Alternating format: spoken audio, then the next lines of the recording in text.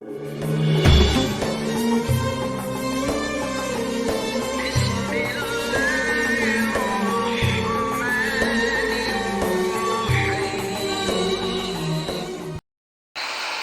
ulangi, metodenya gimana? Isbat, nafi, isbat. Terjemahannya apa? Tetapkan nama Allah di kolbu, lalu tolak semua Tuhan, lalu ulangi menetapkan nama Allah. Allahu la ilaha illa hu, ya. Itu.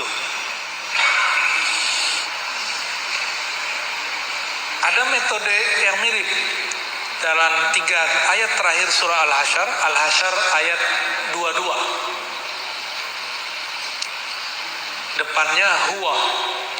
Huwallahul ladzi la ilaha illahu. Ini digabung, huwa sama Allah. Huwallahul ladzi la ilaha illahu. Berarti huwa dan Allahnya digabung. Itu sebabnya ulama-ulama, guru-guru kami dulu itu ada yang mentalkinkan dipecah itu kalimat. Huwallah sendiri, la ilaha illahu sendiri, hu sendiri, Allah sendiri. Maka saya dulu waktu kecil saya belajar zikir hu Allah, itu ada zikirnya, ya.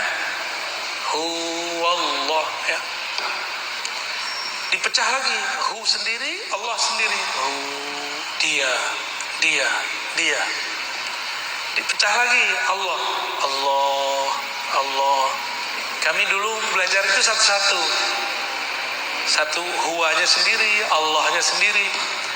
Nanti ada lagi zikir ahad sendiri lagi, ahad. Kul huwallahu ahad. Ada lagi zikir as-samad, ya samad, ya samad, ya samad. Ada semua teknik itu. Cuma sayang, teknik-teknik ini sekarang dibid'ahkan oleh orang yang gak mengerti. Padahal dulu sahabat-sahabat Nabi mereka ngambil teknik itu dari Rasulullah Sallallahu Alaihi Wasallam. Sayyidina Bilal waktu disiksa oleh tuannya, maka dia zikir ahad. Karena itu zikir harian dia. Kalau kita ingatnya kekasih, ya, mana manggilnya gimana? Mas gitu, ya. Mas. Ya meninggal baca nama emasnya, ya. Kalau yang laki-laki nyebut nama perempuannya, sebut nama Allah. Itu yang paling ini. Huwa itu ada filosofinya. Huwa itu adalah nama membebaskan pikiran dari selain Allah. Itu rahasia dari kata hu. Huwa Allah. Hu itu membebaskan pikiran dari selain Allah. Jadi orang-orang yang penakut itu zikirnya huwa Allah. Misalnya takut ada kuntilanak, gundurwo, baca aja itu di situ. Bersih tar tempat tuh. Otak dia juga bersih dari horor. Di mana-mana ada makhluk selain kita. Enggak hewan, enggak malaikat, enggak jin, ada. Satu jengkal di kita Bapak Ibu, ini udah ada malaikat. Sudah ada dimensi lain, jin. Jadi kalau orang bilang rumah saya berpenghuni, ya iya, penghuninya kamu satu. Yang kedua, ada malaikatnya kalau di situ ada sholat zikir, ada silaturahim. Yang ketiga, ada jinnya. Kalau itu rumahnya muslim, maka jinnya muslim. Jin muslim tinggalnya di genteng, Bu, atau di atap itu ditinggalnya. Kalau kita habis makan, tulang-tulang kita taruh itu dimakan sama dia. Ya, kelihatan sama jin itu ada dagingnya. Jadi tidak benar kata teman saya, ruqyahnya tidak syar'i, ngakunya syar'i. Apa kata dia?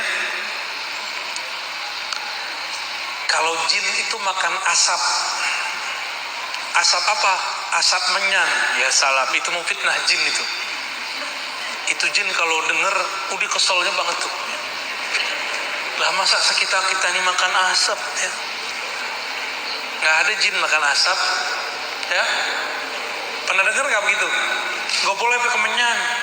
Lah di zaman dulu mana ada parfum misik namanya, orang dulu yang nyebutnya menyan. Dibakar, sama kayak bahasa Arabnya bukhur. Bukhur kan dibakar juga, sama. Mungkin kita ngelihat ada orang Hindu Buddha atau orang-orang penyembah berhala bakar dupa. Dupa itu nggak ada urusannya sama jin atau enggak.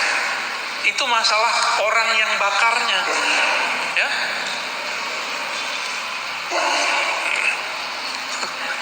Udah bersin nih, kurang tidur Bu.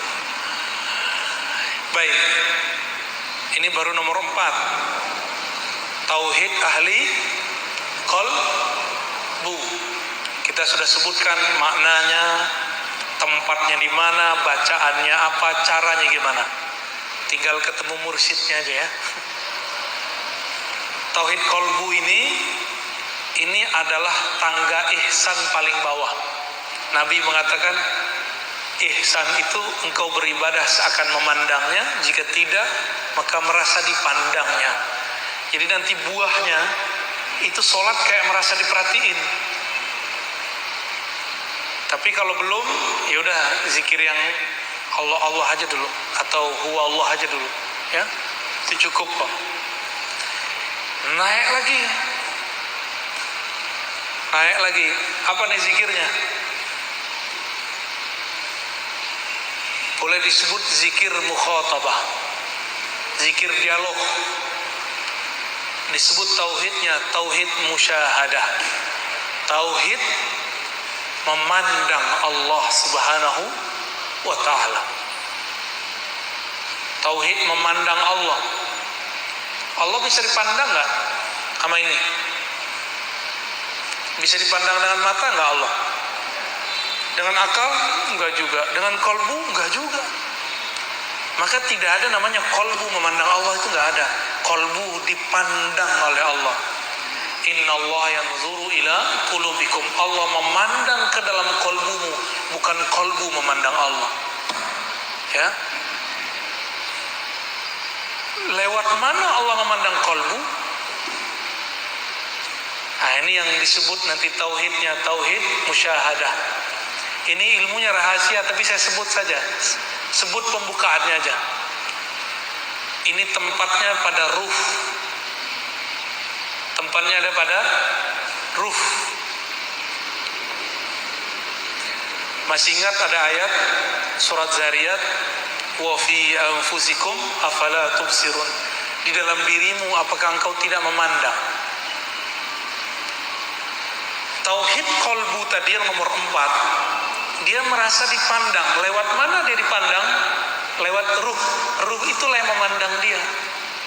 Maka dia merasa diperhatikan. Ruh ini siapa yang memandangnya? Itulah Allah yang meniupkan ruh.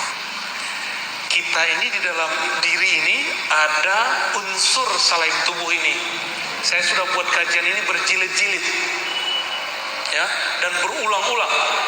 Surat Shad ayat 72, surat Al-Hijr ayat 27, surat Sajadah ayat 7 sampai 9. Intinya sama. Allah mengatakan, aku ciptakan tubuh jasad manusia dari tanah. Setelah tubuh jasadnya sempurna, maka aku tiupkan rohku. Maka Allah membedakan antara mencipta dengan meniupkan. Tubuh kita ini dicipta, tapi ruh kita ditiup. Bagaimana cara Allah meniup? Allah yang maha tahu. Ruh yang ditiupkan itulah yang dapat izin memandangnya. Karena ruh itu adalah tiupan dari dia juga. Hanya dialah yang bisa memandangnya. Maka Allah pinjamkan kepada ruh itu kembali cara memandang Allah. Nah, jika ruh kita memandang Allah disebut dengan tauhid rububiyah. Ini beda dengan rububiyah kelompok sebelah, ya. Beda Bapak Ibu. Tauhid apa namanya? Jika ruh kita memandang kepada Allah disebut tauhid apa? Rububiyah. Apa artinya? Memandang peran Allah dalam keragaman alam semesta. Apa tauhid rububiyah? Memandang peran, tambahin, memandang peran keesaan Allah dalam keragaman alam semesta. Ngerti nggak maksud itu? Allah itu esa. Ibu lihat ada pohon, ada kita, ada langit, ada bumi. Dalam memandang itu semua, kita punya keyakinan bahwa semua ini diciptakan dengan kunnya Allah. Nah, maka ini tauhidnya, lafaznya ada pada kun fayakun. Ya, apa lafaz tauhidnya? Kun fayakun.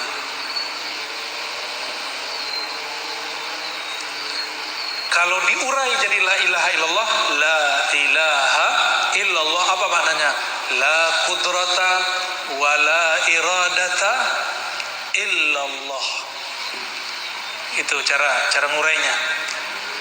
Tiada kudrat, tiada iradat, tiada kuasa, tiada kehendak, kecuali semuanya adalah kehendak dan kuasa Allah Subhanahu wa ta'ala. Ini nama tauhidnya apa?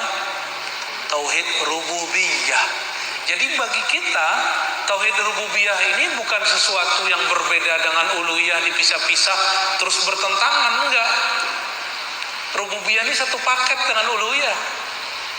Ini cuma beda makom. Oleh kelompok sebelah beda. Bagi mereka tauhid rububiyah itu tauhidnya orang musyrik.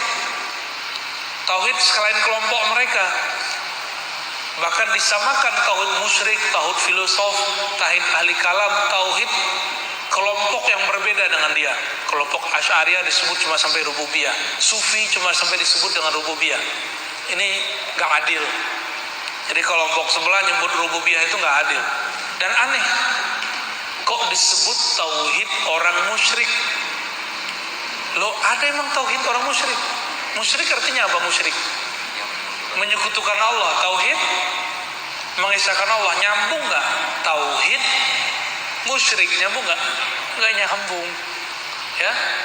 Jadi tauhid rububiyah versi kita berbeda definisi dengan tauhid rububiyah versi kelompok yang menganggap kita ini sesat. Kita sih nggak anggap mereka sesat, cuma anggap kita berbeda. Udah, ya, kita beda bro, gitu ya. Anda sesatkan kami, urusan Anda. Tapi kami tidak ada urusan dengan itu. Urusan kami tauhid rububiyah, mengesahkan Allah dalam perannya mengatur alam semesta. Tubuh kita ini banyak unsur gak? Ada unsur air, ada unsur api, ada unsur tanah, ada unsur udara.